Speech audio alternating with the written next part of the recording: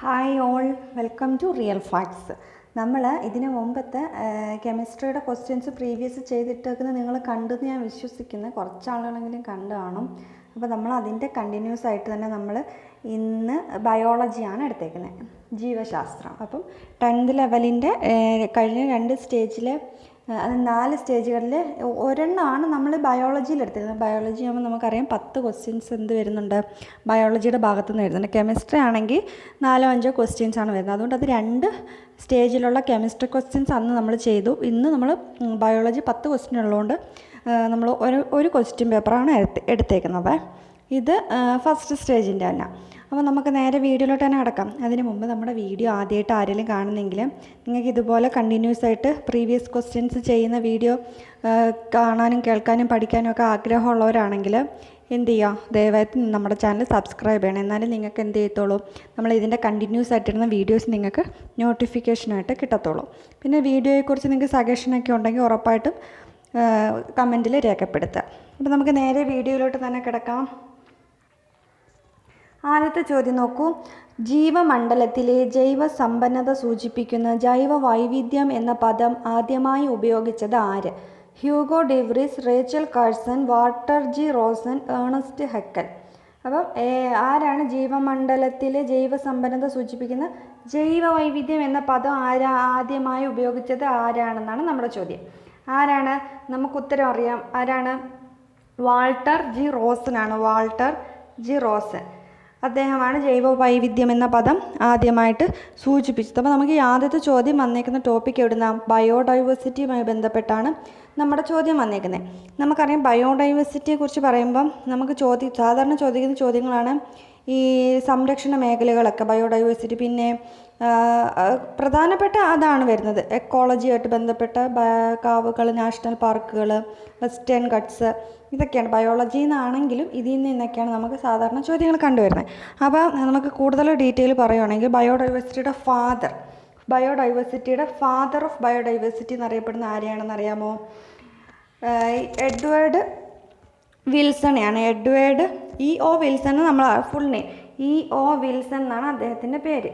Edward O Wilson. ആരാണ്? Edward O Wilson, ബയോഡൈവേഴ്സിറ്റിയുടെ father എന്നറിയപ്പെടും.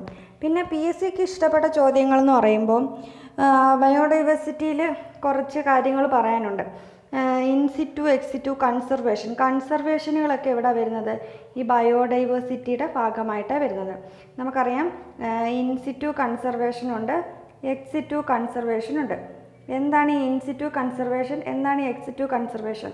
എപ്പോഴും ചോദിക്കുന്ന ചോദ്യങ്ങളാണ്. എന്താണ് വ്യത്യാസം എന്ന് നിങ്ങൾക്കറിയാമോ? നമുക്കറിയാം ഇൻസിറ്റു ആ പേരിൽ തന്നെ ഉണ്ട്, അതിനകത്ത് തന്നെയാണ്. ഇന്ന് പറയുമ്പോൾ അകത്തല്ലേ, അപ്പം അതിനകത്ത് തന്നെ വെച്ച് ആ ആവാസ വ്യവസ്ഥയിലുള്ള സംഭവങ്ങളെ, അതായത് ജന്തുക്കളെ, മനുഷ്യരെ എല്ലാം ഉൾപ്പെടുത്തി എന്ത് ചെയ്യുന്നുണ്ട്? സംരക്ഷിക്കപ്പെടുന്ന മേഖലയാണ് എന്ത്? In situ conservation. ഇന്നെന്ന് വെച്ചാൽ അകത്തല്ലേ, അപ്പം ആ ചുറ്റുപാടുകളിൽ തന്നെ ഉള്ളവയെ ആ ചുറ്റുപാടിൽ തന്നെ സംരക്ഷിക്കുന്നു, അതാണ് ഇൻസിറ്റു. എക്സിറ്റു ആകുമ്പോൾ എന്ത് ചെയ്യുന്നു? എക്സിറ്റു എന്ന് പറയുമ്പോൾ പുറത്തേക്ക് പോകല്ലേ, എക്സിറ്റ് ചെയ്യുക എന്ന് പറഞ്ഞാൽ പുറത്ത് പോകുക എന്നല്ലേ. അപ്പോൾ എന്ത് ചെയ്യാം? Outside of their nature of habitat, അവരുടെ ഹാബിറ്റാറ്റിൽ നിന്നും മറ്റൊരു സ്ഥലത്തേക്ക് കൊണ്ടുപോയി അവരെ സംരക്ഷിക്കപ്പെടുന്നു. അതിനെയാണ് എക്സിറ്റു കൺസർവേഷൻ എന്ന് പറയുന്നത്. അതിനെ നമുക്ക് പറയുകയാണെങ്കിൽ എൻഡാഞ്ചേർഡ് സ്പീഷീസ്, റയർ സ്പീഷീസ് ഒക്കെ ഉണ്ടല്ലോ, അങ്ങനെയുള്ള സ്പീഷീസിനെയൊക്കെയാണ് എന്ത് ചെയ്യുന്നത്? എക്സിറ്റു കൺസർവേഷനിൽ പ്രൊട്ടക്റ്റ് ചെയ്യുന്നത്. ഉദാഹരണം പറയുമ്പോൾ നിങ്ങൾക്ക് മനസ്സിലാവും. ഇൻസിറ്റുവിൻ്റെ ഉദാഹരണം പറയുവാണെങ്കിൽ നാഷണൽ പാർക്കുകൾ എന്തിനുദാഹരണമാണ്? ഇൻസിറ്റു കൺസർവേഷൻ ഉദാഹരണമാണ്. വൈൽഡ് ലൈഫ് സാഞ്ചുറീസ് ഇൻസിറ്റുണ്. ഇതൊക്കെ എന്താണ്? ആ ഒരു എത്രയോ ഏക്കർ കണക്കിന് മേഖലകളെ സംരക്ഷിക്കപ്പെടുന്നതല്ലേ. അപ്പം ഇതെല്ലാം ഇൻസിറ്റുവിന് ഉദാഹരണമാണ്. പിന്നെ മറൈൻ റിസർവൊക്കെ ആകുമ്പോൾ എന്താ, ഒരിടത്ത് അവിടെയുള്ള സ്പീഷീസിനെ അവിടെ തന്നെ റിസർവുകളായിട്ട് പ്രഖ്യാപിച്ച് എന്ത് ചെയ്യുന്നുണ്ട്? സംരക്ഷിക്കുന്നുണ്ട്. പിന്നെ ബയോസ്ഫിയർ റിസർവുകൾ, കമ്മ്യൂണിറ്റി റിസർവുകൾ, ഇതെല്ലാം എന്താണ്? ഇൻസിറ്റു കൺസർവേഷനാണ്. അപ്പോൾ എക്സിറ്റു കൺസർവേഷൻ എന്ന് പറയുമ്പോൾ ഏതൊക്കെ വരുന്ന അറിയാവോ? എക്സിറ്റു കൺസർവേഷൻ ഉദാഹരണം പറയുമ്പോൾ നമുക്ക് പറയാം സൂ, ബൊട്ടാണിക്കൽ ഗാർഡൻസ്, പിന്നെ അക്വേറിയം, ഇതൊക്കെ എന്താണ്? എക്സിറ്റു കൺസർവേഷനാണ്. എക്സിറ്റു കൺസർവേഷൻ ഉദാഹരണമാണ് സൂ എന്ന് പറയുമ്പോൾ നമുക്കറിയാം പല നാട്ടിൽ നിന്നുള്ള പല രാജ്യത്തു നിന്നുള്ള അല്ലെങ്കിൽ പലതരം സിംഹങ്ങൾ അല്ലെങ്കിൽ പലതരം ജിറാഫുകൾ അങ്ങനെ പല സ്പീഷീസിനെ എന്ത് ചെയ്യുന്നുണ്ട് അവർ ഒരു കൂട്ടിലാക്കിയല്ലേ കൊണ്ടുവരുന്നത്. അതായത് അതിൻ്റെ ആവാസ വ്യവസ്ഥയിൽ നിന്ന് മാറ്റി മറ്റൊരു സ്ഥലത്തേക്ക് കൊണ്ടുവന്ന് സംരക്ഷിക്കപ്പെടുകയാണ്. അപ്പോൾ അതാണ് എക്സിറ്റു കൺസർവേഷൻ. അപ്പോൾ സൂ ഉണ്ട്, ബൊട്ടാണിക്കൽ ഗാർഡനുകളുണ്ട്. അപ്പോൾ പലതരം ചെടികളാകുമ്പോഴാണ് ബൊട്ടാണിക്കൽ ഗാർഡൻ ആവുന്നത്. സുവോളജിക്കൽ ഗാർഡൻ ആകുമ്പോൾ എന്താ സൂ അതാണ് മൃഗങ്ങളാകുമ്പോൾ സൂ ആവും. പിന്നെ DNA ബാങ്ക് എന്നൊക്കെ പറയുമ്പോൾ എന്താ മറ്റ് സംഭവങ്ങളെ എന്ത് ചെയ്യുന്നു സൂക്ഷിച്ചു വെക്കുന്നതിനെയല്ലേ നമ്മൾ ബാങ്കുകൾ എന്ന് പറയുന്നത്. അതാണ് DNA ബാങ്ക്. പിന്നെ അക്വേറിയംസ് എന്ന് പറയുമ്പോൾ എന്താ ഈ മറൈൻ റിസർവിൻ്റെ ഈ എക്സിറ്റു കൺസർവേഷനാണ് അക്വേറിയം. മറൈൻ റിസർവ് എന്ന് പറയുമ്പോൾ ഇൻസിറ്റു അതിനെ അവിടെ തന്നെ സംരക്ഷിക്കപ്പെടുന്നു. അതിൻ്റെ എക്സിറ്റു ഫോമിലോട്ട് വരുമ്പോൾ അക്വേറിയം ആവും. പിന്നെ ടിഷ്യൂ കൾച്ചർ ഇതൊക്കെ എന്താണ് എക്സിറ്റു കൺസർവേഷനാണ്. അപ്പോൾ ഓർത്തിരിക്കണം ഇത്രയും കാര്യങ്ങൾ. ഇൻസിറ്റു എന്താണ് എക്സിറ്റു എന്താണെന്ന് ഓർത്തിരിക്കുക. അടുത്ത ഒരു പോയിൻ്റ് കൂടെ പറയുകയാണെങ്കിൽ പിന്നെ കാവുകളും എന്താണ് ഇൻസിറ്റുവിൽ തന്നെ പറയാം. വിസ്തൃതി കുറഞ്ഞ അത് പ്രീവിയസ് ചോദ്യമാണ്. ഇതിൻ്റെ തന്നെ അടുത്തൊരു ചോദ്യത്തിൽ വരുന്ന ഒരു സ്റ്റേജിൽ വരുന്ന ഒരു ക്വസ്റ്റ്യനാണ് ഈ കാവുകളെ കുറിച്ച് പറയുമ്പോൾ. കാവുകൾ എന്ന് പറയുമ്പോൾ എന്താ ബയോഡൈവേഴ്സിറ്റി കൺസർവേഷൻ ഏരിയ തന്നെയാണ്. എങ്ങനെയാണ് അതിൻ്റെ പ്രത്യേകത എന്താ? വിസ്തൃതി കുറഞ്ഞ മനുഷ്യവാസമുള്ള പ്രദേശങ്ങളെ ആണ് കാവുകൾ എന്ന് പറയുന്നത്. വിസ്തൃതി കുറഞ്ഞ ഏറ്റവും വിസ്തൃതി, അതായത് ഈ ഇൻസിറ്റു കൺസർവേഷനിൽ ഏറ്റവും ചെറിയ മേഖലയാണ് കാവുകൾ എന്ന് പറയുന്നത്. മനസ്സിലായി? വിസ്തൃതി കുറഞ്ഞ മനുഷ്യവാസമുള്ള സംരക്ഷണ മേഖലയാണ് കാവുകൾ എന്ന് പറയുന്നത്. ഓർത്തിരിക്കുമല്ലോ. പിന്നെ ഹോട്ട്സ്പോട്ടുകൾ, ബയോഡൈവേഴ്സിറ്റി ഹോട്ട്സ്പോട്ടുകളൊക്കെ എന്താണ് ഇൻസിറ്റു ആണ്. അപ്പോൾ ഇതൊക്കെ ബയോഡൈവേഴ്സിറ്റിയുടെ ഭാഗമായിട്ട് വരുന്ന ചോദ്യങ്ങളാണേ. ഓർത്തിരിക്കേ. അടുത്ത ചോദ്യത്തിലോട്ട് പോയാലോ. പിന്നെ ഇതുമായിട്ട് ബന്ധപ്പെട്ട ഒരു ടേം ഉണ്ട്. അതുകൊണ്ട് ഓരോ ഓപ്ഷനും കൂടെ നമുക്ക് നോക്കാം. ഈ ഹ്യൂഗോ ഡി വ്രീസ് എന്ന് പറയുന്ന ഒരു ഓപ്ഷൻ നമ്മളിവിടെ ഓപ്ഷൻ പറയാൻ മറന്നുപോയി നമ്മൾ. ഹ്യൂഗോ ഡി വ്രീസ് ആരാ? Hugo D Vries mutation theory കൊണ്ടുവന്നത് ആരാണ്? ഹ്യൂഗോ ഡി വ്രീസ് ആണ്. മ്യൂട്ടേഷൻ തിയറിയുമായി ബന്ധപ്പെട്ട ആളാണ് എന്ത്? Hugo D Vries. Term mutation എന്നുള്ളൊരു ടേം കൊണ്ടുവന്നതും ഹ്യൂഗോ ഡി വ്രീസ് തന്നെയാണ്. അടുത്ത ഏണസ്റ്റ് ഹെക്കൽ ആരാണ്? ഏണസ്റ്റ് ഹെക്കൽ ഇക്കോളജി എന്ന് പറയുന്ന ടേം കൊണ്ടുവന്നത് ആദ്യമായിട്ട് ഉപയോഗിച്ചത് ആരാണ്? ഏണസ്റ്റ് ഹെക്കലാണ്. ബയോഡൈവേഴ്സിറ്റി ആണെങ്കിൽ Walton G Rosan, Hugo D Vries ആണെങ്കിൽ മ്യൂട്ടേഷൻ, ഏണസ്റ്റ് ഹെക്കൽ ആണെങ്കിൽ എക്കോളജി. ഓർത്തിരിക്കണല്ലോ. അടുത്ത റേച്ചൽ കാഴ്സൺ ആരാ? നമുക്കറിയാം അമേരിക്കൻ റൈറ്റർ ആയിരുന്നു അല്ലേ. അവരുടെ ഒരു ബുക്കുണ്ട് സൈലന്റ് സ്പ്രിങ്. എപ്പോഴും ചോദിക്കുന്ന ഒരു ചോദ്യമാണ് സൈലന്റ് സ്പ്രിങ്. എന്തുമായി ബന്ധപ്പെട്ടതാ? അമേരിക്കയിൽ DDT നിരോധനത്തിന് കാരണമായ ബുക്കാണ് എന്ത്? Silent spring. അപ്പം ആ ഒരു കാര്യത്തോട് ഓർത്തിരിക്കുക. ഇത്രയും കാര്യങ്ങൾ ആ ചോദ്യമായിട്ട് ബന്ധപ്പെട്ട് ഓർത്തിരിക്കുക. അടുത്ത ചോദ്യത്തിലോട്ട് പോകാം. അടുത്ത ചോദ്യം നോക്കൂ. അമ്മയുടെയും ഗർഭസ്ഥ ശിശുവിൻ്റെയും രക്തം കൂടിക്കലരാതെയുള്ള പദാർത്ഥ വിനിമയത്തിന് സഹായിക്കുന്ന ഭാഗം ഏതാണ്? പ്ലാസൻ്റ, അമ്നിയോട്ടിക് ദ്രവം, ഗർഭാശയം, പൊക്കിൾ കൊടി. പ്ലാസൻ്റയാണ്. അമ്മയുടെയും കുഞ്ഞിൻ്റെയും രക്തം കൂടിക്കലരാതെ പദാർത്ഥ സംവഹനത്തിന്, ആ വാക്കാണ് അവിടെ നിങ്ങൾ ഓർത്തിരിക്കേണ്ടത്. പദാർത്ഥ വിനിമയത്തിന് സഹായിക്കുന്ന ഗർഭാശയത്തിലെ ഭാഗമാണ് പ്ലാസൻ്റ. അപ്പോൾ പ്ലാസൻ്റയാണ് രക്തം കൂടിക്കലരാതെയുള്ള പദാർത്ഥ വിനിമയത്തിന് സഹായിക്കുന്ന ഹോർമോൺ. പിന്നെ പറയുവാണെങ്കിൽ എന്ത് പറയാം? വേസ്റ്റ് റിമൂവ് ചെയ്യുന്നതിന് സഹായിക്കുന്നത് ഏത് തന്നെയാണ്? പ്ലാസൻ്റ തന്നെയാണ്. ഫീറ്റസിൽ നിന്നുള്ള വേസ്റ്റ് റിമൂവലിൽ പ്ലാസൻ്റയിലൂടെ തന്നെയാണ് നടക്കുന്നത്. അപ്പം പ്രൊവൈഡ് പിന്നെ ഒരു കാര്യം, ഇത് നമ്മൾ ഓൾറെഡി പറഞ്ഞു പദാർത്ഥ സംവഹന വിനിമയം നടക്കുന്നുവെന്ന്. അതിന് പ്രധാനമായിട്ട് എന്താ പറയണ്ടേ? ഓക്സിജനും ന്യൂട്രിയൻസും കുഞ്ഞിന് എത്തിക്കുന്നത്, ഫീറ്റസിന് എത്തിക്കുന്നത് ഏതിലൂടെയാണ്? പ്ലാസൻ്റയിലൂടെയാണ്. അതാണ് ഇവിടെ നമ്മൾ ഓർത്തിരിക്കേണ്ട പോയിന്റ്. പദാർത്ഥ വിനിമയം എന്ന് പറയുന്നില്ലേ, അതാണ് ഏത്? ഓക്സിജനും ന്യൂട്രിയൻസും. അത് ഫീറ്റസിലേക്ക് പോകുന്നത് പ്ലാസൻ്റ വഴിയാണെന്ന് ഓർത്തിരിക്കുക. വേസ്റ്റ് റിമൂവലും പ്ലാസൻ്റയുടെ സഹായത്തോടുകൂടിയാണ് ചെയ്യുന്നത്. പിന്നെ പ്ലാസൻ്റ പ്രൊഡ്യൂസ് ചെയ്യുന്ന ഹോർമോൺ ഏതാണ്? പ്ലാസൻ്റ പ്രൊഡ്യൂസ് ചെയ്യുന്ന ഹോർമോണാണ് ഈസ്ട്രോജനും പ്രൊജസ്ട്രോണും. കറക്റ്റ് പറയുവാണെങ്കിൽ ഓവറീസ് ആണ് എന്ത് ചെയ്യുന്നത്? ഈ രണ്ട് ഹോർമോണും നോർമൽ കണ്ടീഷനിൽ പ്രൊഡ്യൂസ് ചെയ്യുന്നത്. പക്ഷേ പ്രഗ്നൻസി ടൈമിൻ്റെ ക്വസ്റ്റ്യൻ ആകുമ്പം അത് ഈ പ്ലാസൻ്റയിൽ നിന്നാണ് പ്രൊഡ്യൂസ് ആവുന്നത്. ഓർത്തിരിക്കണേ. ഡീറ്റെയിൽ ആയിട്ട് പറയുമ്പം ഈസ്ട്രോജനും പ്രൊജസ്ട്രോണുമാണ് ഈ പ്രൊഡ്യൂസ് ചെയ്യുന്നത് പ്ലാസൻ്റയിൽ നിന്നാണെന്ന് ഓർത്തിരിക്കാം. പിന്നെ ഈസ്ട്രജൻ്റെ ഫങ്ഷൻ എന്താണ്? ഈസ്ട്രജൻ്റെ ഫങ്ഷൻ സോഫ്റ്റൻ ടിഷ്യൂസ്, ഗർഭാശയത്തിലെ ടിഷ്യൂസ് എന്ത് ചെയ്യുന്നുണ്ട്? സോഫ്റ്റൻ ആക്കുന്നത് ഈസ്ട്രജനാണ്. പ്രൊജസ്ട്രോൺ ആണെങ്കിൽ ഒരു എൻറ്റയർ പ്രഗ്നൻസി എന്ത് ചെയ്യുന്നുണ്ട്? കൺട്രോൾ ചെയ്യുന്നത് പ്രൊജസ്ട്രോൺ ആണ്. എൻറ്റയർ പ്രഗ്നൻസി ഡെവലപ്പ് ചെയ്തുകൊണ്ട് പോകുന്നത് ഏതാ? പ്രൊജസ്ട്രോൺ ആണ്. ഓർത്തിരിക്കണേ. പിന്നെ ഒരു ചോദ്യം കൂടെ പറയുകയാണെങ്കിൽ ഓക്സിറ്റോസിൻ എന്ന് പറയുന്നൊരു ഹോർമോൺ ഉണ്ടല്ലോ, ഓക്സിറ്റോസിൻ. എന്താണ് ഓക്സിറ്റോസിൻ്റെ പ്രത്യേകത? ഗിവിങ് ബർത്തിൻ്റെ സമയത്ത് യൂട്രസിന് കോൺട്രാക്ഷൻസ് കൊടുക്കുന്നത് ഏതാണ്? ഇത് ചോദിച്ച ചോദ്യമാണ്, ഡിഗ്രി ലെവലിന് ചോദിച്ച ചോദ്യമാണ് ഈ ഓക്സിറ്റോസിന്. അപ്പം ഗിവിങ് ബർത്തിൻ്റെ സമയത്ത് യൂട്രസിൽ കോൺട്രാക്ഷൻസ് ഉണ്ടാക്കുന്നത് ഓക്സിറ്റോസിനാണ്, ഓക്സിറ്റോസിൻ. അപ്പം ഇത്രയും ഓർത്തിരിക്കണം. പിന്നെ ഒരു പോയിന്റ് നോക്കുക, അടുത്ത് നോക്കിയോ, അമ്നിയോട്ടിക് ദ്രവം. അമ്നിയോട്ടിക് ദ്രവത്തിൻ്റെ ഫംഗ്ഷൻ എന്താ? അമ്നിയോട്ടിക് ദ്രവം പ്രൊട്ടക്റ്റ് ഫീറ്റസിനെ പ്രൊട്ടക്റ്റ് ചെയ്യുന്നതാണ് എന്ത്? അമ്നിയോട്ടിക് ദ്രവം. അതായത് ബാഹ്യശതങ്ങളിൽ നിന്നും കുഞ്ഞിനെ സംരക്ഷിക്കുന്നത് അമ്നിയോട്ടിക് ഫ്ലൂയിഡാണ്. അടുത്ത പുക്കിൾക്കൊടി എന്താ? അംബലിക്കൽ കോഡ് എന്ന് പറയാം. അംബലിക്കൽ കോഡ് എന്നാണ് നമ്മൾ ഇംഗ്ലീഷിൽ പറയുന്നത്. അംബലിക്കൽ കോഡാണ് ടേം. അതിൻ്റെ ഫങ്ഷൻ എന്താ? അംബലിക്കൽ കോഡിൻ്റെ function, umbilical cord connect foetus to placenta. ഫീറ്റസിനെയും പ്ലാസൻ്റെയും തമ്മിൽ കണക്ട് ചെയ്യുന്ന ഭാഗമാണ് അംബലിക്കൽ കോഡ്.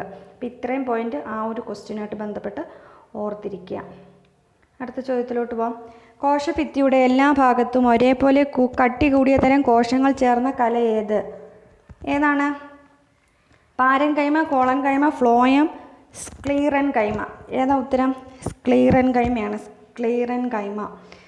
അപ്പോൾ എല്ലാ ഭാഗത്തും ഒരേപോലെ കട്ടി കൂടിയ തരം, അതാണ് അവിടുത്തെ പോയിന്റ്. കണ്ടോ, ഒരേപോലെ കട്ടി കൂടിയ തരം കോശങ്ങൾ ചേർന്ന കലയാണ് സ്ക്ലീറൻകൈമ. ഓർത്തിരിക്കണേ. പിന്നെ അവിടെ 2 പോയിന്റ് പറയുകയാണെങ്കിൽ സൈലം ഉണ്ടോ ഇതിൽ? ഇല്ല. ഫ്ലോയം ഉണ്ട്. ഫ്ലോയത്തിൻ്റെ പ്രത്യേകത എന്താണ്? ഫ്ലോയം ഇലകളിൽ നിന്നും വിവിധ തരം ഭാഗങ്ങളിലേക്ക് എന്ത് ചെയ്യുന്നുണ്ട്? പദാർത്ഥങ്ങൾ, അതായത് സോൾട്ട് ആൻഡ് വാട്ടർ. ചെടികളാകുമ്പോൾ എന്താ? സോൾട്ട് ആൻഡ് വാട്ടർ, അതിൻ്റെ ന്യൂട്രീഷൻസ് അതല്ലേ, അത് എത്തിച്ചു കൊടുക്കുന്നത് ഫ്ലോയമാണ്. From leaf to different parts, അതായത് റൂട്ട് ഉൾപ്പെടെയുള്ള, അതായത് മേളിൽ നിന്ന് താഴേക്ക് പോകുന്നത്. ഫ്രം ലീഫ് ടു റൂട്ടിൽ സോൾട്ട് ആൻഡ് വാട്ടർ കൊണ്ടുപോകുന്നത് ഫ്ലോയമാണ്. സൈലം ആകുമ്പോൾ എന്താ? തിരിച്ചു വരും. സൈലം എന്ന് പറയുമ്പോൾ താഴേന്ന് മേലോട്ട്, ഫ്ലോയം എന്ന് പറയുമ്പോൾ മേളിൽ നിന്ന് താഴോട്ട്. മേളിൽ എന്താ? ഇലകൾ മേളിലല്ലേ ഉള്ളത്, അപ്പം ഇലകളിൽ നിന്നും എന്ന് പറയുമ്പോൾ അത് ഫ്ലോയമാണ്. സൈലം എന്ന് പറയുമ്പോൾ താഴെ തട്ടിൽ നിന്ന് മുകളിലേക്ക് കൊണ്ടുപോകുന്നു. സൈലം താഴെ റൂട്ടിൽ നിന്ന് മുകൾ ഭാഗങ്ങളിലേക്ക് കൊണ്ടുപോകുന്നത് ഏതാണ്? സൈലം. റൂട്ട് ടു ലീഫ് എന്ന് വേണമെങ്കിൽ പറയാം. ഇവിടെ ലീഫ് ടു റൂട്ട് എന്നും പറയും. പിന്നെ സൈലത്തിൽ കാണുന്ന മൃതകോശങ്ങളുടെ പേരെന്താണ്? സൈലത്തിലെ മൃതകോശങ്ങളുടെ പേരെന്താണ്? ട്രക്കീഡ്സ്. പ്രീവിയസ് ആണ്. ട്രക്കീഡ്സ്. സൈലത്തിൽ കാണപ്പെടുന്ന മൃതകോശങ്ങളാണ് ട്രക്കീഡ്സ്. അപ്പോൾ ഇത്രയും കാര്യങ്ങൾ അവിടെ ഓർത്തിരിക്കുക. പിന്നെ അടുത്ത വരുന്ന ചോദ്യങ്ങൾ പാരൻകൈമയും കോളൻകൈമയെ കുറിച്ചൊക്കെ നമുക്ക് പറയുന്നുണ്ട്. അപ്പോൾ നമുക്ക് ഡീറ്റെയിൽ ആയിട്ട് പറയാം. അടുത്ത ചോദ്യം നോക്കൂ. ചെറുകുടലിനകത്തെ പോഷക ആഗിരണത്തിനുള്ള പ്രതല വിസ്തീർണം അനേകം മടങ്ങ് വർദ്ധിപ്പിക്കാൻ സഹായിക്കുന്ന ഭാഗം ലെൻറ്റിസൽ, വില്ലസുകൾ, ഡെൻറ്റൈൻ, ആൽവിയോളസുകൾ. ഏതാണ്? വില്ലസുകൾ. ഉത്തരം വില്ലസുകളാണ്. പോഷക ആഗിരണത്തിനുള്ള പ്രതല വിസ്തീർണം അനേകം മടങ്ങ് വർദ്ധിപ്പിക്കാൻ സഹായിക്കുന്ന ചെറുകുടലിലെ ഭാഗം വില്ലസുകളാണ്. ഓർത്തിരിക്കുമല്ലോ. വില്ലസുകളുടെ പ്രത്യേകത എന്താണ്? ഫിംഗർ ലൈക്ക് സ്ട്രക്ചറാണ് എന്ത്? വില്ലസുകൾ. ചില ചോദ്യങ്ങളിൽ കാണാം ചെറുകുടലിലെ വിരലുകൾ പോലെയുള്ള ഭാഗങ്ങൾ ഏതാ? വില്ലസുകൾ. ഫിംഗർ ലൈക്ക് സ്ട്രക്ചറാണ്. ഓർത്തിരിക്കണേ. പിന്നെ പറയുകയാണെങ്കിൽ ചെറുകുടലിനകത്ത് വില്ലസുകൾ കൂടാതെ കാണപ്പെടുന്ന 2 ഭാഗങ്ങളാണ് ഏത്? ലാക്റ്റിയലും രക്തലോമികകളും. എന്ന് പറയും. ലാക്റ്റിയലും കാണപ്പെടുന്നത് ചെറുകുടലിലാണ്, രക്തലോമികകളും കാണപ്പെടുന്ന ചെറുകുടലിലാണെന്ന് ഓർത്തിരിക്കാം. ലാക്റ്റിയൽ ആകുമ്പോൾ ലിംഫ് എന്ന് പറയും. ലിംഫ് ലോമികകളാണ് ലാക്റ്റിയൽ. ലാക്റ്റിയലിന് അറിയപ്പെടുന്നതാണ് ലിംഫ് ലോമികകൾ. രക്തലോമികകൾ എന്ന് പറയുമ്പോൾ ഓർത്തിരിക്കുമല്ലോ. അടുത്ത ഗ്ലൂക്കോസ്. പിന്നെ രക്തലോമികകളുടെ ഫങ്ഷനാണ് എന്ത്? Glucose, fructose, galactose and amino acid എന്നിവയുടെ ഡൈജഷനാണ് എന്ത് സഹായിക്കുന്നത്? രക്തലോമികകൾ സഹായിക്കുന്നത്. രക്തലോമികകൾ സഹായിക്കുന്നത് എന്തിനാണ്? രക്തലോമികകളുടെ ഫങ്ഷനകത്ത് വരുന്നതാണ് ഏത്? Glucose, fructose, galactose, amino acid, ഇതിൻ്റെ എല്ലാം ഡൈജഷന് വരുന്നത് ഏതിലാണ്? രക്തലോമികളുടെ സഹായത്താലാണ്. അടുത്ത് ലാക്റ്റിയൽ അല്ലെങ്കിൽ ലിംഫ്. ലിംഫ് നമുക്ക് കേൾക്കുമ്പോഴേ അറിയാം എന്താണ്? ഫാറ്റി ആസിഡുകൾ, ഗ്ലിസറോളുകൾ. ലിംഫ് അതായത് ലാക്റ്റിയൽ ലിംഫ് എന്ന് പറയും. ലാക്റ്റിയൽ ലിംഫ് അല്ലെങ്കിൽ ലിംഫ് ലോമികകൾ, ലാക്റ്റിയൽ ലിംഫ്. അപ്പോൾ ഇതിൻ്റെ വരുന്നത് ഫാറ്റി ആസിഡും ഗ്ലിസറോളുമാണ്. ഫാറ്റി ആസിഡ്, ഗ്ലിസറോൾ, ഇതിനെ ഡൈജസ്റ്റിന് സഹായിക്കുന്ന ഫങ്ഷനാണ് ഇത്? ലാക്റ്റിയൽ. ഓർത്തിരിക്കുമല്ലോ. പിന്നെ 90% ഡൈജഷൻ നടക്കുന്ന ഭാഗം ഏതാ? ചെറുകുടലാണ്. അത് കഴിഞ്ഞിട്ടാണ് വൻകുടലിലേക്ക് പോകുന്നത്. പിന്നെന്താ പറയണ്ടേ? അപ്പം വില്ലസോളായിട്ട് ബന്ധപ്പെട്ട് ഇത്രയും ഭാഗങ്ങൾ ഓർത്തിരിക്കാം. പിന്നെ ലെൻറ്റിസെല്ല് എന്ന് പറയുന്ന ഓപ്ഷൻ കണ്ടോ? എന്താ ലെൻറ്റിസെല്ല്? തടിയിൽ കാണപ്പെടുന്ന, അതായത് തടികൾ, വുഡിൽ കാണുന്ന വാതക വിനിമയത്തിനുള്ള ഭാഗമാണ് ഏത്? ലെൻറ്റിസെൽ. പ്ലാന്റ്സിൽ, അതായത് വലിയ തടികളുടെ കാര്യം പറയാം. പ്ലാന്റ്സ് നമുക്ക് പറയാൻ പറ്റില്ല. വുഡിൽ എക്സ്ചേഞ്ച് ഓഫ് ഗ്യാസസ് നടക്കുന്ന ടിഷ്യൂ ആണ് ഏത്? ലെൻറ്റിസെല്ല്. വുഡ് ടിഷ്യൂ ആണ് ലെൻറ്റിസെല്ല്. അത് ഇതിൻ്റെ കാര്യം പറയുകയാണെങ്കിൽ ഇത് ആക്റ്റീവായിരിക്കും, നൈറ്റിലായിരിക്കും ഇത് ആക്റ്റീവായിരിക്കും. നമുക്കറിയാം ചെടികളിൽ ശ്വസനം നടക്കുന്ന രാത്രിയിലാണെന്ന് നമ്മൾ പറയത്തില്ലേ. അപ്പോൾ അതെന്തായാലും ഇത് ആക്റ്റീവായിരിക്കുന്നത് അറ്റ് നൈറ്റിലായിരിക്കും ഇത് കൂടുതലായിട്ട് പ്രവർത്തിക്കുന്നത്. പിന്നെ ഇലകളിലാണെങ്കിൽ എന്ത് പറയാം? സ്റ്റൊമാറ്റ എന്ന് പറയും. ഇലകളിൽ സ്റ്റൊമാറ്റ പോലെയാണ് ഈ തടിയിൽ ലെൻറ്റിസെല്ല് എന്ന് പറയുന്നത്. ഇലകളിൽ സ്റ്റൊമാറ്റ എന്താ? റെസ്പിറേഷൻ, എക്സ്ചേഞ്ച് ഓഫ് ഗ്യാസസ് നടക്കുന്ന സ്റ്റൊമാറ്റ വഴിയല്ലേ, അതുപോലെയാണ് ലെൻറ്റിസെല്ല്. പിന്നെ അടുത്തത് എന്താണ്? ഡെൻഡെയിൻ എന്ന് പറയുമ്പോൾ എന്താ? പല്ലിൽ കാണുന്നതാണ് എന്ത്? ഡെൻഡെയിൻ. പല്ലിൽ കാണപ്പെടും, ടീത്തിൽ കാണുന്നതാണ് എന്ത്? ഡെൻഡെയിൻ. ഇനാമൽ എന്താണ്? പല്ലിലുള്ളതാണ്. ഡെൻഡെയിലുള്ളതാണ് എന്ത്? ഇനാമൽ നിർമ്മിച്ചിരിക്കുന്ന വസ്തു ഏതാ? ഇനാമൽ നിർമ്മിച്ചിരിക്കുന്ന വസ്തു കാൽസ്യം ഫോസ്ഫേറ്റ് ആണ്. കാൽസ്യം ഫോസ്ഫേറ്റ് ആണ് എന്ത് നിർമ്മിച്ചിരിക്കുന്നത്? ഇനാമൽ നിർമ്മിച്ചിരിക്കുന്ന വസ്തുവാണ് കാൽസ്യം ഫോസ്ഫേറ്റ്. അടുത്ത ആൽവിയോളെ എന്ന് പറയുമ്പോൾ എന്തിനാ സഹായിക്കുന്നത്? ഇതും ഗ്യാസ് എക്സ്ചേഞ്ച് ആണ്. എവിടത്തെയാണ് ഇത്? ലങ്സിൽ കാണപ്പെടുന്ന എക്സ്ചേഞ്ച് ഗ്യാസ് സഹായിക്കുന്നത് ഏതാണ്? ആൽവിയോളെ. അതായത് നമ്മുടെ ഗ്യാസിലാകുമ്പോൾ ഏതൊക്കെ? കാർബൺ ഡൈ ഓക്സൈഡും ഓക്സിജനും. അതുപോലെയാണ് ലെൻറ്റിസെല്ലിലും. അത് വുഡിലാണ് കാണുന്നത്. വുഡിൽ. ഇത് ടീത്തിൽ കാണുന്നു. ഇത് സ്മാൾ ഇൻറ്റസ്റ്റൈനിൽ, വില്ലസുകൾ സ്മാൾ ഇൻറ്റസ്റ്റൈനിൽ കാണുന്നു. അപ്പോൾ ഇത്ര ഓർത്തിരിക്കുമല്ലോ ആ ഭാഗമായിട്ട് ബന്ധപ്പെട്ട്. അടുത്ത ചോദ്യം നോക്കാം. വൃക്കയിലേക്ക് രക്തം കൊണ്ടുവരുന്ന കുഴലാണ് ഏത്? വൃക്കാസിര, അതോ മഹാസിര, വൃക്കാധമനി, ഊർധ്വ മഹാസിര. ഏതാണ്? വൃക്കാധമനിയാണ് കൊണ്ടുവരുന്നത്. വൃക്കാധമനിയാണ് വൃക്കയിലേക്ക് രക്തം കൊണ്ടുവരുന്നത്. അതായത് ഹൃദയത്തിൽ നിന്ന് രക്തം പമ്പ് ചെയ്തതിന് വൃക്കയിലേക്ക് കൊണ്ടുവന്ന് അരിച്ച് കൊണ്ടുപോകത്തില്ലേ, അപ്പോൾ അത് വൃക്കാധമനിയാണ്. അതിനെ പിന്നെ അരിച്ച രക്തം, അതായത് വൃക്കയിലൂടെ അരിച്ചിറങ്ങിയ രക്തം തിരിച്ച് ഹൃദയത്തിലേക്ക് കൊണ്ടു ചെല്ലുന്നുണ്ടല്ലോ, എന്നിട്ടാണ് വിവിധ ഭാഗങ്ങളിലേക്ക് പോകുന്നത്. അത് ഏതാണ്? വൃക്കാസിരയാണ്. അപ്പം ഫ്രം ഹാർട്ട് ടു കിഡ്നി, ഹൃദയത്തിൽ നിന്നും കിഡ്നിയിലേക്ക് വരുന്നത് ഏതാണ്? ധമനിയാണ്. വൃക്കാധമനി. പിന്നെ കിഡ്നിയിൽ നിന്നും ഹൃദയത്തിലേക്ക്, അതായത് അരിച്ച രക്തം കിഡ്നിയിൽ നിന്നും ഹൃദയത്തിലേക്ക് പോകുന്നത് ഏത് വഴിയാണ്? സിര വഴി. അപ്പോൾ ഈ പോയിന്റ് 2 ഓർത്തിരിക്കണം. പിന്നെ കിഡ്നിയുടെ കാര്യം പറയുമ്പോൾ ഇത് കിഡ്നിയുമായി ബന്ധപ്പെട്ട ചോദ്യമല്ലേ. കിഡ്നി നിർമ്മിച്ചിരിക്കുന്നത് എന്തുകൊണ്ടാണ്? നെഫ്രോണുകൾ കൊണ്ടാണ്. ചെറിയ നെഫ്രോൺ യൂണിറ്റുകളാണ് കിഡ്നിയുടെ ഏറ്റവും ചെറിയ ഭാഗം എന്ന് പറയുന്നത്. നെഫ്രോണുകൾ കൊണ്ടാണ് നിർമ്മിച്ചിരിക്കുന്നത്. സൂക്ഷ്മ അരിപ്പകൾ എന്നറിയപ്പെടും. കിഡ്നിയിലെ അരിപ്പകൾ, ഈ സൂക്ഷ്മ അരിപ്പകൾ ഏതാണ്? നെഫ്രോണുകളാണ്. ഏകദേശം 12 ലക്ഷത്തോളം നെഫ്രോണുകൾ കാണപ്പെടുന്നുണ്ട് നമ്മുടെ കിഡ്നിയിൽ, ഓർത്തിരിക്കുമല്ലോ. പിന്നെ അതുപോലെ കോർട്ടക്സ്, ഇതെല്ലാം എന്താണ്? നെഫ്രോണിൻ്റെ ഭാഗമായിട്ട് വരുന്നതാണ് കോർട്ടക്സ്. കിഡ്നിയിലെ ഒരു ഭാഗമാണ് കോർട്ടക്സ്, അത് നെഫ്രോണിൻ്റെ ഭാഗമാണ്, ഓർത്തിരിക്കണേ.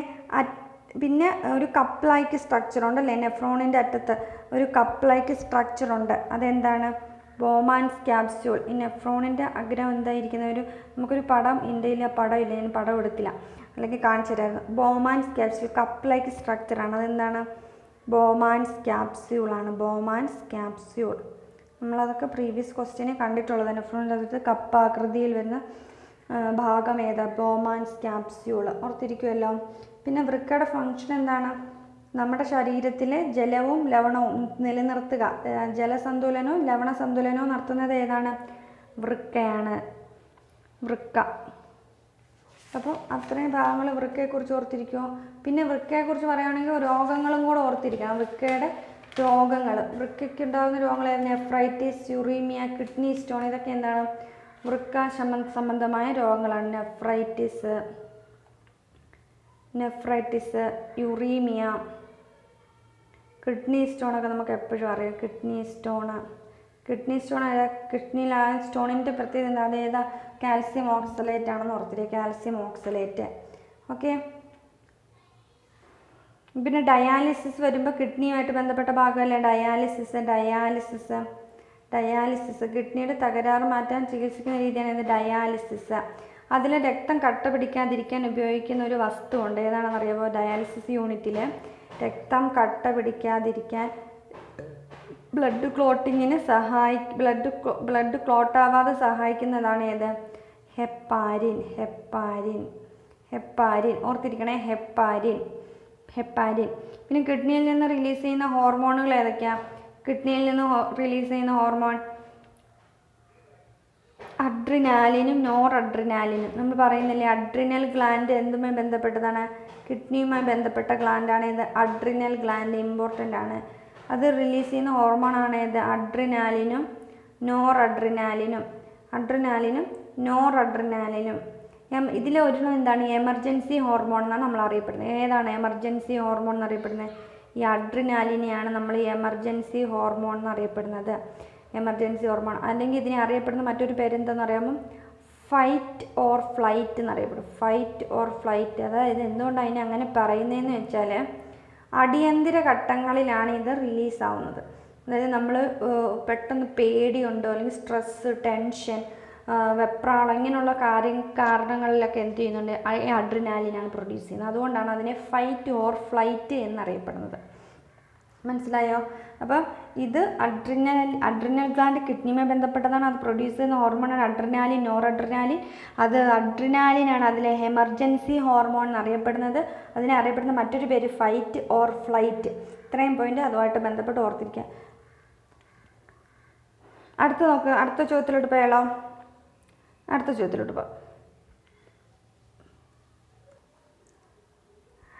നേത്രവൈകല്യങ്ങളുമായി ബന്ധപ്പെട്ട ശരിയായ പ്രസ്താവനകൾ കണ്ടെത്തുക. നേത്രവുമായി ബന്ധപ്പെട്ട ചോദ്യം വന്നിരിക്കുന്നത്. കണ്ണിൻ്റെ ലെൻസിൻ്റെ ഇലാസ്തികത നഷ്ടപ്പെടുന്നത് മൂലം വരുന്ന രോഗമാണ് സിറോഫ്താൽമിയ. വിറ്റാമിൻ വിയുടെ കുറവ് നിശാന്തതയ്ക്ക് കാരണമാകുന്നു. കണ്ണിനുള്ളിൽ മർദ്ദം കൂടുന്ന അവസ്ഥയാണ് ഗ്ലോക്കോമ. കണ്ണിലെ ലെൻസ് അതാര്യമാകുന്ന അവസ്ഥയാണ് തിമിരം. അപ്പം ഇതിലെ ശരിയായ പ്രസ്താവന ഏതാണെന്നാണ് ചോദ്യം. ശരിയായ പ്രസ്താവനകൾ എന്നാണ് ചോദ്യം. ഏതൊക്കെയാണ് ശരി? വായിച്ചു നോക്കിയിട്ട് പറയാം. ഏതൊക്കെയാണ് ശരി? കണ്ണിൻ്റെ ലെൻസിൻ്റെ ഇലാസ്തികത നഷ്ടപ്പെടുന്നത് മൂലം വരുന്ന രോഗമാണ് സിറോഫ്താൽമിയ. ആണോ? അല്ല, അത് തെറ്റാണ്. അടുത്തത്, വിറ്റാമിൻ ബിയുടെ കുറവ് നിശാന്തതയ്ക്ക് കാരണമാകുന്നു. അതും തെറ്റാണ്. നമുക്ക് വിറ്റാമിൻ എ ആണെന്ന് പറയല്ലേ. കണ്ണിനുള്ളിൽ മർദ്ദം കൂടുന്ന അവസ്ഥയാണ് ഗ്ലോക്കോമ. അത് ശരിയാണല്ലേ. അടുത്ത, കണ്ണിലെ ലെൻസ് അതാര്യമാകുന്ന അവസ്ഥയാണ് തിമിരം. ഇപ്പം രണ്ടും ശരിയാണ്. ഏതൊക്കെയാണ്? 3ഉം 4ഉമാണ് ശരി. 3ഉം 4ഉം ഓപ്ഷൻ ബി ആണ് ഉത്തരം. 3ഉം 4ഉമാണ് ശരിയായിട്ട് വരുന്ന ഓപ്ഷൻ. അപ്പോൾ കണ്ണിൻ്റെ രോഗങ്ങളെക്കുറിച്ചുള്ള ഭാഗത്ത് നിന്ന് വന്ന ചോദ്യമാണേ. കണ്ണിൻ്റെ രോഗങ്ങളെക്കുറിച്ച് പറയുമ്പോൾ സിറോഫ്താൽമിയ നമ്മുടെ ആദ്യത്തെ ഓപ്ഷനിൽ കിടക്കുന്നല്ലേ. സിറോഫ്താൽമിയ. എന്താ ഈ സിറോഫ്താൽമിയ എന്ന് പറഞ്ഞാൽ? എന്താ സിറോഫ്താൽമിയ? കണ്ണിൻ്റെ ലെൻസിൻ്റെ ഇലാസ്തികത നഷ്ടപ്പെടുന്നത് മൂലമാണോ? അല്ല. എന്താ? നേത്രാവരണം കോർണിയ വരണ്ട അതാര്യമാകുന്ന അവസ്ഥയാണ് എന്ത്? സിറോഫ്താൽമിയ. നേത്രാവരണവും കോർണിയയും വരണ്ട അതാര്യമാകുന്ന അവസ്ഥയാണ് എന്ത്? സിറോഫ്താൽമിയ. വരണ്ട അതാര്യമാകുന്ന അവസ്ഥയാണ് സിറോഫ്താൽമിയ. അടുത്ത നിശാന്തതയ്ക്ക് കാരണം ഏതാണ്? നമ്മൾ പറഞ്ഞു വിറ്റാമിൻ എയുടെ കുറവ് മൂലം ഉണ്ടാകുന്നതാണ് ഏത്? സിറോഫ്താൽമിയ. പിന്നെ ഈ സിറോഫ്താൽമിയ വിറ്റാമിൻ എയുടെ കുറവ് മൂലമാണ് ഉണ്ടാകുന്നത്. നിശാന്തതയും വിറ്റാമിൻ എയുടെ കുറവ് മൂലമാണ് ഉണ്ടാകുന്നത്. അപ്പോൾ ഇത് രണ്ടിനും കണ്ണിൻ്റെ ആവശ്യമായ വിറ്റാമിനാണ് ഏത്? Vitamin A. ഓർത്തിരിക്കുമല്ലോ. അപ്പം വിറ്റാമിൻ എയുടെ കുറവ് മൂലം ഉണ്ടാകുന്ന രോഗങ്ങളാണ് സിറോഫ്താൽമിയ. എന്താണ്? വിറ്റാമിൻ എയുടെ കുറവ് മൂലമാണ്. നിശാന്തതയും വിറ്റാമിൻ എയുടെ കുറവ് മൂലമാണ് ഉണ്ടാകുന്നത്. ഓർത്തിരിക്കുമല്ലോ. അടുത്ത കണ്ണിനുള്ളിൽ മർദ്ദം കൂടുന്ന അവസ്ഥയാണ് ഗ്ലോക്കോമ. അത് ശരിയാണ്, നമ്മൾ പറഞ്ഞു. കണ്ണിലെ ലെൻസ് അതാര്യമാകുന്ന അവസ്ഥയാണ് തിമിരം. ഇത് നമ്മൾ പറഞ്ഞു. പിന്നെ കണ്ണിലെ ലെൻസ് ഏതാണ്? കണ്ണിലിരിക്കുന്ന ലെൻസ് കോൺവെക്സ് ലെൻസാണ്. കറക്റ്റ് പറയുകയാണെങ്കിൽ ബൈ കോൺവെക്സ് ലെൻസ് എന്ന് പറയും. ബൈ കോൺവെക്സ് ലെൻസാണ് കണ്ണിലിരിക്കുന്ന ലെൻസ്. അറിയാലോ. പിന്നെ കണ്ണിനെ സംബന്ധിച്ച് വരുന്ന മറ്റൊരു ഡിസീസാണ് ഇത് വർണ്ണാന്ധത. അതായത് കളർ ബ്ലൈൻഡ്നെസ് എന്ന് പറയും. നിശാന്തതയാണെങ്കിൽ നൈറ്റ് ബ്ലൈൻഡ്നെസ്. കണ്ടോ? നൈറ്റ് ബ്ലൈൻഡ്നെസ് വിറ്റാമിൻ എയുടെ കുറവ് മൂലം. അടുത്ത കളർ ബ്ലൈൻഡ്നെസ് ആണ് വർണ്ണാന്ധത. ശാസ്ത്രജ്ഞനായ ഡോക്ടർ ഡാൾട്ടൺ ഏത് അസുഖം ഉണ്ടായിരുന്നു? കളർ ബ്ലൈൻഡ്നെസ് ഉണ്ടായിരുന്നു. ഡാൾട്ടണിസം എന്നും അറിയപ്പെടും. ഡാൾട്ടൺ ഉള്ളതുകൊണ്ടായിരുന്നു അതിനെ അറിയപ്പെടുന്നത് ഡാൾട്ടണിസം എന്നും അറിയപ്പെടുന്ന രോഗമാണ് കളർ ബ്ലൈൻഡ്നെസ്. അപ്പോൾ കളർ ബ്ലൈൻഡ്നെസ്സിൽ ഏതൊക്കെ കളറാണ് കാണാൻ പറ്റാത്തതെന്ന് നിങ്ങൾക്കറിയാമോ? റെഡും ഗ്രീനും, ചുമപ്പും പച്ചയുമാണ് ഏത്? കാണാൻ കഴിയാത്തത്. ചുമപ്പും പച്ചയും നിറങ്ങൾ ഈ കളർ ബ്ലൈൻഡ്നെസ് ഉള്ള ആളുകൾക്ക് കാണാൻ പറ്റത്തില്ല. അതായത് അതിലെ കോൺസെല്ലുകൾ എന്ത് ചെയ്യുന്നുണ്ട്? നശിച്ചു പോകുന്നുണ്ട്. കോൺസെല്ലുകളാണല്ലോ വിവിധ കളറുകൾ കാണിക്കാൻ സഹായിക്കുന്ന സെല്ലുകൾ. അപ്പോൾ ഈ കോശങ്ങൾ നശിക്കുന്നത് മൂലമാണ് എന്ത് സംഭവിക്കുന്നത്? കളർ ബ്ലൈൻഡ്നെസ് ഉണ്ടാകുന്നത്. ഓർത്തിരിക്കണേ. പിന്നെ അടുത്തൊരു ചോദ്യമുണ്ട് കണ്ണുമായി ബന്ധപ്പെട്ട. ചെങ്കണ്ണ് ഉണ്ടാകുന്നത് എങ്ങനെയാണ്? ചെങ്കണ്ണ് കണ്ണിനെ കൺജങ്ക്റ്റീവ എന്ന് പറയുന്നൊരു ഭാഗമുണ്ടല്ലേ? കണ്ണിലെ ഏറ്റവും മുമ്പിലുണ്ടാകുന്ന ഭാഗമാണേത്? കൺജങ്ക്റ്റീവ. അതിലുണ്ടാകുന്ന അണുബാധയാണ് എന്ത്? ചെങ്കണ്ണ് കൺജങ്ക്റ്റീവയ്ക്ക് ഉണ്ടാകുന്ന അണുബാധയാണ് ചെങ്കണ്ണ്. പിന്നെ തിമിരമുണ്ട്. തിമിരം നമ്മൾ പറഞ്ഞു കണ്ണിലെ ലെൻസ് അതാര്യമാകുന്ന അവസ്ഥയാണ് തിമിരം. അതിന് ലെൻസ് മാറ്റിവെക്കൽ ശസ്ത്രക്രിയയാണ് നമുക്ക് ചെയ്യാനുള്ളത്. അടുത്ത കമ്പ്യൂട്ടർ വിഷൻ സിൻഡ്രോം കേട്ടിട്ടുണ്ടോ? കമ്പ്യൂട്ടർ വിഷൻ സിൻഡ്രോം പേരിൽ തന്നെ ഉണ്ട് എന്താണ് സംഭവം എന്നുള്ളത് അല്ലേ? അമിതമായി മൊബൈൽ, കമ്പ്യൂട്ടർ, ടാബ് ഇവയൊക്കെ ഉപയോഗം മൂലം എന്ത് ചെയ്യുന്നുണ്ട്? കണ്ണിനുള്ള ഫോക്കസ് നഷ്ടപ്പെടുന്ന അവസ്ഥയാണ് ഏത്? Computer vision syndrome. ഫോക്കസ് നഷ്ടമാകുന്നു. അപ്പോൾ അധികമായിട്ട് ഇതൊന്നും ഉപയോഗിക്കരുതെന്ന് പറയുന്നത് ഇതിനാണല്ലേ. അപ്പോൾ ഇത്രയും ചോദ്യങ്ങൾ കണ്ണിൻ്റെ രോഗങ്ങളുമായി ബന്ധപ്പെട്ട് ഓർത്തിരിക്കുക. പിന്നെ കണ്ണിലുള്ള മർദ്ദം കൂടുന്ന അവസ്ഥ ഗ്ലോക്കോമ നമ്മൾ ഓൾറെഡി പറഞ്ഞിട്ടുണ്ട്. അപ്പോൾ ഇത്രയുടെ കാറ്ററാക്റ്റാണ്. ഈ തിമിരത്തിൻ്റെ ഇംഗ്ലീഷ് വേർഡ് എന്താണ്? കാറ്ററാക്റ്റ്. അപ്പോൾ ഇത്രയും ചോദ്യങ്ങൾ കണ്ണുമായി ബന്ധപ്പെട്ട്. അടുത്ത ചോദ്യം നോക്കൂ. ന്യൂക്ലിയസ് ഇല്ലാത്ത ഏകകോശ ജീവികൾ ഉൾപ്പെടുന്ന വിഭാഗം. ന്യൂക്ലിയസ് ഇല്ലാത്തതെന്ന ചോദ്യം. Fungi, protista, Monera, യൂക്കാരിയ. ഏതാണ്? മൊണീറ. ഉത്തരം മൊണീറ, സി ആണ്. ന്യൂക്ലിയസ് ഇല്ലാത്ത ഏകകോശ ജീവികളുടെ വിഭാഗമാണ് ഏത്? മൊണീറ. നമുക്കറിയാം നമ്മൾ 5 കിങ്ഡം ക്ലാസിഫിക്കേഷനാണ് നമ്മുടെ ഇപ്പോൾ ഫോളോ ചെയ്യുന്നത് അല്ലേ?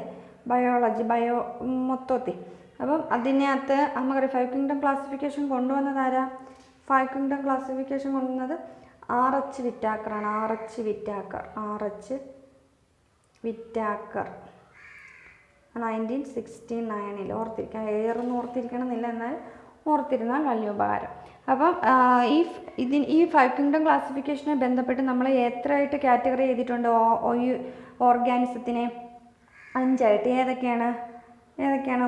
Kingdom Monera. ഏറ്റവും ചെറിയ ജീവികളാണ്, ഏകകോശ ജീവികൾ എന്നല്ലേ പറയുന്നത്. അപ്പോൾ ഏറ്റവും ചെറുത് ഏതാ? Monera. Kingdom Monera, kingdom protista, kingdom fungi, നമ്മളങ്ങനെ പറയുന്നത്. Kingdom fungi, kingdom plant, Animalia. ഇത്രയുമാണ് എന്ത് നമ്മുടെ 5 കിങ്ഡം ക്ലാസിഫിക്കേഷൻ. അപ്പോൾ ഇതിനകത്തെ ചോദ്യം എന്തായിരുന്നു? ന്യൂക്ലിയസ് ഇല്ലാത്ത ഏകകോശ ജീവികളുടെ ഭാഗമാണ് ഏത്? മൊണീറ.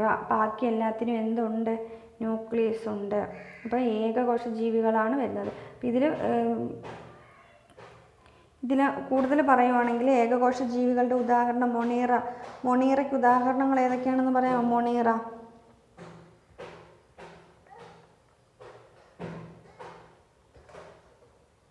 മൈക്കോപ്ലാസ്മയൊക്കെ ഇല്ലേ? മൈക്കോപ്ലാസ്മ നമ്മൾ പറയും PPLO എന്നറിയപ്പെടുന്നത്. അപ്പോൾ ഇതൊക്കെ എന്താണ്? കിങ്ഡം മൊണീറയിൽ വരുന്നതാണ്.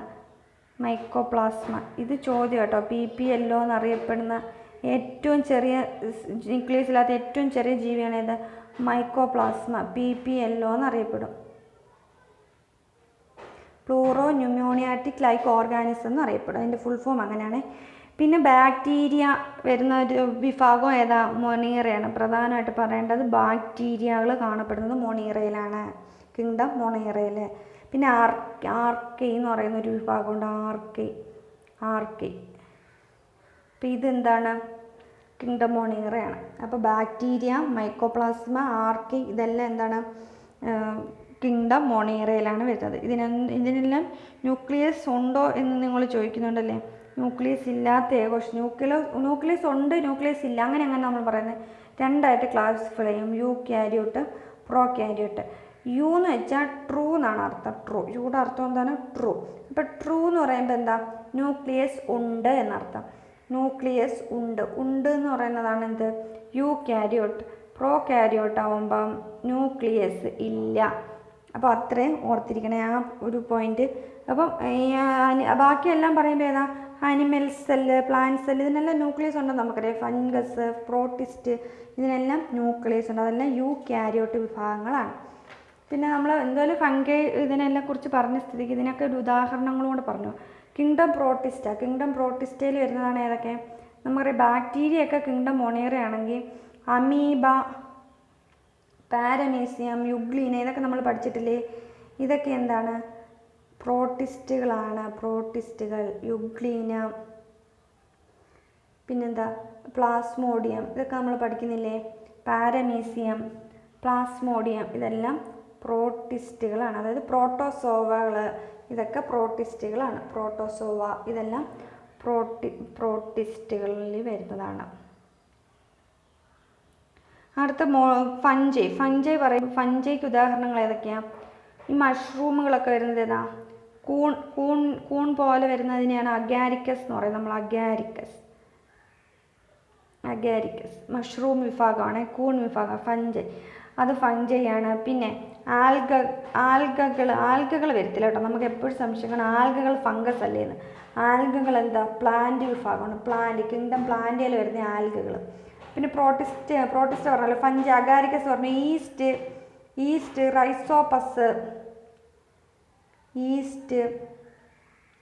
റൈസോപ്പസ് ഇതൊക്കെ എന്താ? കിങ്ഡം ഫഞ്ചൈയിൽ വരുന്നതാണ് റൈസോപ്പസ്. പെനിസീലിയം നമുക്കറിയാം. കണ്ടുപിടുത്തങ്ങളൊക്കെ ഈ പെൻസിലിനൊക്കെ കണ്ടുപിടിച്ചില്ലേ? അതൊക്കെ എന്താണ്? ഈ ഫംഗസ് ഉപയോഗിച്ചല്ലേ? അത് പെൻസീലിയം എന്ന് പറയുന്നത് ഫംഗസിൽ നിന്നാണ്. അപ്പോൾ ഇത് ഓർത്തിരിക്കണേ. അഗാരിക്കസ്, ഈസ്റ്റ്, പെൻസീലിയം, റൈസോപ്പസ് പ്രധാനപ്പെട്ട മാത്രമേ പറഞ്ഞിട്ടുള്ളൂ. ഒക്കെ കിങ്ഡം ഫഞ്ചൈയിൽ ബന്ധപ്പെട്ടതാണ്. ഓർത്തിരിക്കല്ലേ? യൂക്യാരിയ എന്ന് വെച്ചാൽ എന്താ? നമ്മൾ പറഞ്ഞു ന്യൂക്ലിയസ് ഉള്ള വിഭാഗങ്ങളാണ് എന്ത്? യൂക്യാരിയ എന്നറിയപ്പെടുന്നത്. അടുത്ത നോക്കൂ. ഭീമാകാരത്വം ഏത് ഹോർമോണിൻ്റെ ഏറ്റക്കുറച്ചിലുമായി ബന്ധപ്പെട്ട അവസ്ഥയാണ്? ഭീമാകാരത്വം അല്ലെങ്കിൽ ജൈജാൻറ്റിസം എന്നറിയപ്പെടും. ജൈജാൻറ്റിസം ഏതാണ്? സൊമാറ്റോട്രോപ്പിനാണ്. സൊമാറ്റോട്രോപ്പിൻ്റെ ഏറ്റക്കുറച്ചിൽ കാരണമാണ് എന്ത് അനുഭവപ്പെടുന്നത്? ഭീമാകാരത്വം അല്ലെങ്കിൽ ഭീമാകാരത്വം എന്ന് പറയുമ്പോൾ ജൈജാൻറ്റിസം എന്ന് പറയും. ജൈജാൻറ്റിസം. പിന്നെ ഡ്വാർഫിസം ഉണ്ട്. ഡ്വാർഫിസം ഇതും സൊമാറ്റോട്രോപ്പിൻ്റെ കുറവ് മൂലം വരുന്നതാണ്. എന്ത്? ഡ്വാർഫിസം അല്ലെങ്കിൽ വാമനത്വം എന്ന് മലയാളത്തിൽ പറയും. വാമനത്വം. അപ്പം ഇത് രണ്ടും സൊമാറ്റോട്രോപ്പിനാണെന്ന് ഓർത്തിരിക്കുക. സൊമാറ്റോട്രോപ്പിൻ. പിന്നെ അക്രോമെഗാലി എന്ന് പറയുന്നൊരു ഡിസീസാണ്. അത് അഡൾട്ടിലാണ്. ഈ ജൈജാൻറ്റിസത്തിൻ്റെ തന്നെ ഒരു ഫോമാണ് എന്ത്, അക്രോമെഗാലി. അതെവിടാ, അഡൾട്ടിൽ. സൊമാറ്റോട്രോപ്പിൻ്റെ ഇത് ഏറ്റക്കുറച്ചിൽ അഡൾട്ടിൽ കാണപ്പെടുന്നതാണ് ഏത്, അക്രോമെഗാലി. അക്രോമെഗാലി എന്ന് ഓർത്തിരിക്കണം. അക്രോമെഗാലി കുട്ടികളിലും അഡോളസൻസിലും ആണെങ്കിലാണ് ജൈജാൻറ്റിസം വരുന്നത്. ഓർത്തിരിക്കുമല്ലോ. അടുത്ത ഓപ്ഷൻ പറയുകയാണെങ്കിൽ വാസോപ്രസിൻ. വാസോപ്രസിൻ പറയുവാണെങ്കിൽ നമുക്കറിയാം ADH എന്നറിയപ്പെടുന്ന ഹോർമോണാണ് ഏത്, വാസോപ്രസിൻ. ADH ഇത് റിലീസ് ചെയ്യുന്നത് എവിടെ നിന്നാണ്, പിറ്റ്യൂട്ടറി ഗ്ലാൻഡിൽ.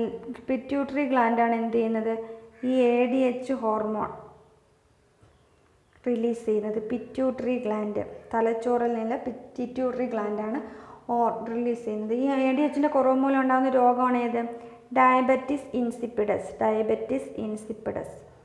ഡയബറ്റിസ് ഇൻസിപ്പിഡസ് എന്ന് ഓർത്തിരിക്കും, ഇൻസിപ്പിഡസ്. പിന്നെ നമ്മുടെ ശരീരം നമ്മൾ പറഞ്ഞു കിഡ്നിയുമായി ബന്ധപ്പെട്ട് വരുമ്പോഴും നമുക്ക് ഈ ADH ഹോർമോണിൻ്റെ ആവശ്യം വരുന്നുണ്ട്. അതായത് ജലവും ലവണവും നമ്മുടെ ശരീരത്തിൽ നിലനിർത്തുന്ന ഒരു അവയവം കിഡ്നിയാണ്. അങ്ങനെ ഹോർമോണിൻ്റെ ലെവലിൽ പറയുമ്പോൾ ഏതാണ് നമ്മൾ പറയുന്നത്, ADH ആണ് പറയുന്നത്. ADHൻ്റെ ഫുൾ ഫോം എന്താണ്, ആൻറ്റി ഡയൂററ്റിക് ഹോർമോൺ എന്നാണ് അറിയപ്പെടുന്നത്. Anti diuretic hormone. കണ്ടോ, ഈ വാക്കിൽ തന്നെ ഉണ്ട്, 2 തവണയാണ്. യൂററ്റിക് ഹോർമോൺ ഫിൽട്രേഷനൊക്കെ ആവശ്യമായിട്ട് വരുന്ന ഹോർമോണാണ് അത് ഏത്, ആൻറ്റി ഡയൂററ്റിക് ഹോർമോൺ. അതുകൊണ്ട് ഇതിനെ നമ്മൾ ശരീരത്തിൽ ജലവും ലവണവും നിലനിർത്താൻ സഹായിക്കുന്ന ഹോർമോണാണ് ഇത് ADH. Vasopressin എന്നറിയപ്പെടും, vasopressin. പിന്നെ ഇത് ഉൽപ്പാദിപ്പിക്കുന്ന ഗ്രന്ഥി പിറ്റ്യൂട്ടറി ഗ്ലാൻഡ്. ഇത്ര ഓർത്തിരിക്കണേ. അടുത്ത ഓപ്ഷൻ തൈറോക്സിൻ. തൈറോക്സിൻ. ഈ തൈറോക്സിൻ ബന്ധപ്പെടുന്നത് ഏതാ, തൈറോയിഡ് ഗ്ലാൻഡ്. ഏതാണ്, തൈറോയിഡ് ഗ്ലാൻഡാണ് തൈറോക്സിൻ ഉൽപ്പാദിപ്പിക്കുന്നത്. തൈറോയിഡ് ഗ്ലാൻഡ് ബട്ടർഫ്ലൈ ഷേപ്പിലാണ് എന്തുള്ളത്, തൈറോയിഡ് ഗ്ലാൻഡിൻ്റെ ആകൃതി ബട്ടർഫ്ലൈ ഷേപ്പ്, ബട്ടർഫ്ലൈ ആകൃതി. പിന്നെ മെറ്റബോളിസത്തിനും ഹേർട്ട് റേറ്റിനും ഒക്കെ ഇമ്പോർട്ടൻ്റ് ആയിട്ട് സഹായിക്കുന്നത് ഏതാണ്, തൈറോയിഡ് ഗ്ലാൻഡാണ്. ശരീരത്തിലെ മെറ്റബോളിസം ഇതൊക്കെ അവതാളത്തിലായ തീർന്നു. നമ്മൾ വെറുതെ തൈറോയിഡ് ഉണ്ടോ എന്ന് ചെക്ക് ചെയ്യണം, തൈറോയിഡ് ഉണ്ടോ എന്ന് ചെക്ക് ചെയ്യണം. എന്തുകൊണ്ടാണ്, നമ്മുടെ ശരീരത്തിലെ ഭൂരിഭാഗം മെറ്റബോളിസത്തിനും ഹെൽപ്പ് ചെയ്യുന്നത് ഏത് ഗ്ലാൻഡാണ്, തൈറോയിഡ് ഗ്ലാൻഡാണ്. അതുപോലെ ഹാർട്ട് റേറ്റ്, ഹൃദയമിടിപ്പ്, ഇതിനെ നിയന്ത്രിക്കുന്നത് ഏതാണെന്ന് പറയാം, തൈറോയിഡ് ഗ്ലാൻഡാണെന്ന് പറയാം. പിന്നെ തൈറോക്സിൻ്റെ അഭാവം മൂലം ഉണ്ടാകുന്ന രോഗങ്ങളുണ്ടല്ലേ, രോഗങ്ങൾ ഏതൊക്കെയാണ്, തൈറോയിഡ്, കാൽസിട്ടോണിൻ. കാൽസിട്ടോണിൻ അതിനൊരു ഉത്തരമാണ്, ഓർത്തിരിക്കണേ, കാൽസിട്ടോണിൻ. പിന്നെ മിക്സഡിമ, അതും എല്ലാം തൈറോക്സിൻ്റെ അഭാവം മൂലം ഉണ്ടാകുന്ന രോഗങ്ങളാണ്. പിന്നെ അടുത്ത ചോദ്യം എന്താ പറയുന്നത്, ഇനി എന്തുള്ള സൊമാറ്റോട്രോപി പറഞ്ഞാൽ അഡ്രിനാലിൻ. നമ്മൾ നേരത്തെ കിഡ്നി പറഞ്ഞപ്പോൾ നമ്മൾ പറഞ്ഞ അഡ്രിനാലിൻ, നോറഡ്രിനാലിൻ, ഇത് എമർജൻസി ഹോർമോൺ എന്നറിയപ്പെടുന്നതാണ് അഡ്രിനാലിൻ, എമർജൻസി ഹോർമോൺ. ഓർത്തിരിക്കണം, ഫൈറ്റ് ഓർ ഫ്ലൈറ്റ് പറഞ്ഞു. അടുത്ത ചോദ്യം നോക്കിയേ, കോശശ്വസനവുമായി ബന്ധപ്പെട്ട ശരിയായ പ്രസ്താവനകൾ കണ്ടെത്തുക. കോശശ്വസനവുമായി ബന്ധപ്പെട്ട, അതായത് സെൽ റെസ്പിറേഷനിൽ നിന്നുള്ള ചോദ്യമാണ് ഈ വന്നിരിക്കുന്നത്. ഓപ്ഷൻസ് വായിക്കൂ. കോശശ്വസനത്തിൻ്റെ ആദ്യഘട്ടം കോശദ്രവ്യത്തിൽ വെച്ചും രണ്ടാം ഘട്ടം റൈബോസോമിലും നടക്കുന്നു. ആദ്യഘട്ടമായ ഗ്ലൈക്കോളിസിസ് ഓക്സിജൻ ആവശ്യമാണ്. ഗ്ലൈക്കോളിസിസിൻ്റെ ഫലമായി 28 ATP തന്മാത്രകൾ ഉണ്ടാകുന്നു. ഗ്ലൈക്കോളിസിസിൽ ഗ്ലൂക്കോസ് പൈറുവിക് ആസിഡായി മാറുന്നു. നമ്മുടെ ചോദ്യം എന്താ, ശരിയായ പ്രസ്താവനകൾ ഏതാണ് ഇതിൽ ശരി? ശ്വസനത്തിൻ്റെ ആദ്യഘട്ടം നടക്കുന്നത് കോശദ്രവ്യത്തിൽ വെച്ചാണോ? കോശദ്രവ്യത്തിൽ വെച്ചാണ്. കോശദ്രവ്യത്തിൽ വെച്ചാണ്. പക്ഷേ രണ്ടാം ഘട്ടം നടക്കുന്നത് റൈബോസോമിൽ വെച്ചാണോ? അല്ല. രണ്ടാം ഘട്ടം നടക്കുന്നത് എവിടെ വെച്ചാണ്? സെക്കൻഡ് സ്റ്റേജ് നടക്കുന്നത് മൈറ്റോകോൺട്രിയയിൽ വെച്ചാണ്. എവിടാണ്? മൈറ്റോകോൺട്രിയ. സെക്കൻഡ് സ്റ്റേജ് നടക്കുന്നത് മൈറ്റോകോൺട്രിയയിൽ വെച്ചാണ്. ആദ്യഘട്ടമായ ഗ്ലൈക്കോളിസിസിന് ഓക്സിജൻ ആവശ്യമാണ്. ഓക്സിജൻ ആവശ്യമാണോ? അല്ല, ഓക്സിജൻ ആവശ്യമില്ല. അങ്ങനെ അതും തെറ്റ്, ഇതും തെറ്റ്. ഗ്ലൈക്കോളിസിസിൻ്റെ ഫലമായി 28 ATP തന്മാത്രകൾ ഉണ്ടാകുന്നു. ഗ്ലൈക്കോളിസിസ് എന്ന് പറയുമ്പോൾ ഫസ്റ്റ് സ്റ്റേജ് അല്ലേ? അതിൽ ATP തന്മാത്രകൾ 28 ഉണ്ടോ? ഇല്ല. എത്രണ്ണേ ഉള്ളൂ? 2 ATP തന്മാത്രകളായി ഉണ്ടാകുന്നുള്ളൂ. 2 ATP തന്മാത്രകൾ. അപ്പോൾ അതും തെറ്റ്. ഗ്ലൈക്കോളിസിസിൽ ഗ്ലൂക്കോസ് പൈറുവിക് ആസിഡായി മാറുന്നു. ആണോ? അതെ, അത് ശരിയാണ്. ഗ്ലൈക്കോളിസിസ് എന്ന് പറയുന്നതാണ് സെൽ റെസ്പിറേഷൻ്റെ ഫസ്റ്റ് സ്റ്റേജ്. അതിൻ്റെ പ്രത്യേകത എന്താണ്? അവിടെ എന്താ നടക്കുന്നത്? ഗ്ലൂക്കോസിനെ പൈറൂവിക് ആസിഡാക്കി മാറ്റുന്ന പ്രക്രിയയാണ് ഫസ്റ്റ് സ്റ്റേജായ കോശശ്വസനത്തിൻ്റെ ഫസ്റ്റ് സ്റ്റേജായ ഇതിൽ നടക്കുന്നത്. സൈറ്റോപ്ലാസത്തിലാണ് നടക്കുന്നത്. ഇത് കോശദ്രവ്യത്തിൻ്റെ ഇംഗ്ലീഷ് എന്താണ്? സൈറ്റോപ്ലാസം എന്നാണ്. സൈറ്റോപ്ലാസം. ഓക്കെ, അതാണ് ഗ്ലൂക്കോസിനെ പൈറൂവിക് ആസിഡാക്കി മാറ്റുന്നു. അതിൽ എത്ര ATP തന്മാത്രകൾ ഉണ്ടാകുന്നുണ്ട്? 2 ATP തന്മാത്രകൾ ഉണ്ടാകുന്നുണ്ട്. അതിന് ഓക്സിജൻ വേണോ? ഓക്സിജൻ ആവശ്യമില്ല. അപ്പോൾ ഇതാണ് ഫസ്റ്റ് സ്റ്റേജ്. രണ്ടാമത്തെ സ്റ്റേജ് എന്താണ്? മൈറ്റോകോൺട്രിയയിൽ വെച്ചാണ് നടക്കുന്നതെന്ന് നമ്മൾ പറഞ്ഞു. മൈറ്റോകോൺട്രിയൽ, അതിന് പറയുന്ന പേരെന്താണ്? ക്രബ്സ് പരിവൃത്തി, ക്രബ്സ് സൈക്കിൾ നമ്മൾ പറയത്തില്ലേ. അപ്പം രണ്ടാം ഘട്ടം അറിയപ്പെടുന്ന പേരാണ് ക്രബ്സ് പരിവൃത്തി. അത് നടക്കുന്നത് എവിടാണ്?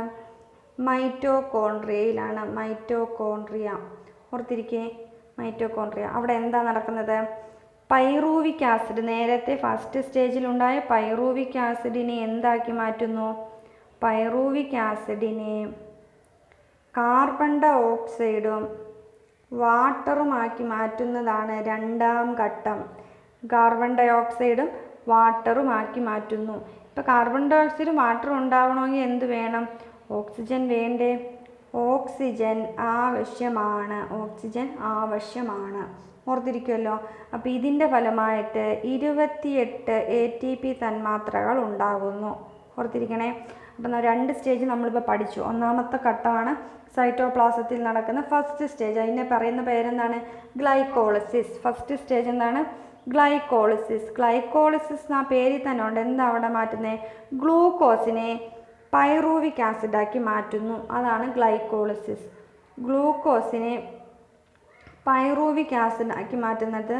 അവിടെ 2 ATP തന്മാത്രകൾ ഉണ്ടാകുന്നു. ഓക്സിജൻ ആവശ്യമില്ല. കാരണം 2 ഉണ്ടാകുന്നുള്ളൂ. അതിന് ആവശ്യമുണ്ടോ? ഇല്ല. അടുത്ത എന്താ? പൈറൂവിക് ആസിഡിനെ കാർബൺ ഡൈ ഓക്സൈഡ് വാട്ടറും ആക്കുന്നു. അവിടെ ഓക്സിജൻ ആവശ്യമുണ്ട്. 28 ATP തന്മാത്രകൾ ഉണ്ടാകുന്നുണ്ട്. അപ്പം നടക്കുന്നത് എവിടെ വെച്ചാൽ? ആദ്യം സൈറ്റോപ്ലാസത്തിലും രണ്ടാമത് മൈറ്റോകോൺട്രിയയിലും.